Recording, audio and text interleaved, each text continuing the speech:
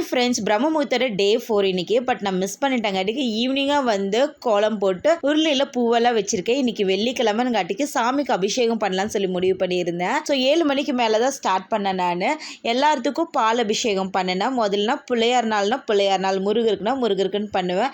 But இப்போ எல்லாத்துக்கும் சேர்த்தியே நான் பண்ணுறேன். ஒருத்தர் விட்டு ஒருத்தர் பண்ணுறக்கு எனக்கு மனசே வரல. ஸோ பால் தேனுன்னு சொல்லிட்டு சாமிக்கு எல்லாம் பண்ணினேன். முருகர் வந்து புதுசாக வந்திருக்காரு. முருகர் மீன்ஸ் அந்த வேல் வந்து புதுசாக வந்திருக்காங்க. ஸோ அவங்களுக்கும் சேர்த்தியே நான் அபிஷேகம் பண்ண ஆரம்பித்தேன். முதல்ல எல்லாம் ஸ்லோகன்லாம் சொல்ல மாட்டேன். இப்போ ஸ்லோகன்லாம் கற்றுக்கிட்டு கொஞ்சம் கொஞ்சமாக சொல்கிறேன். ஸோ இன்னைக்கு வெள்ளிக்கிழமைன்னு காட்டிக்கு முருகருக்கும் சிறந்த நாள் தாங்க. ஸோ அதனால வெத்திலை தீபம் 6 தீபம் போட்டிருந்தேன். நான் இன்னைக்கு நம்ம வீட்டில் கொஞ்சம் விசேஷம் காட்டிக்கு பாயாசமும் போண்டாவும் நம்ம என்ன செய்கிறோமோ அதை சாமிக்கு வச்சிருவோம். ஸோ அபிஷேகம் பண்ணோம் இல்லைங்களா, அதை வந்து வீட்டில் உள்ள எல்லாத்துக்குமே பிரசாதம் மாதிரி கொஞ்சம் கொஞ்சமாக கொடுத்துட்டேன். இன்னைக்கு மன நிறைவாக இருந்துச்சு. ஸோ இந்த வீடியோ உங்களுக்கு பிடிச்சிருந்தா லைக் பண்ணிக்கோங்க. மறக்காமல் நம்ம சேனலை சப்ஸ்கிரைப் பண்ணிக்கோங்க. நம்ம இன்னொரு வீடியோவில் சந்திப்போம். பாய்.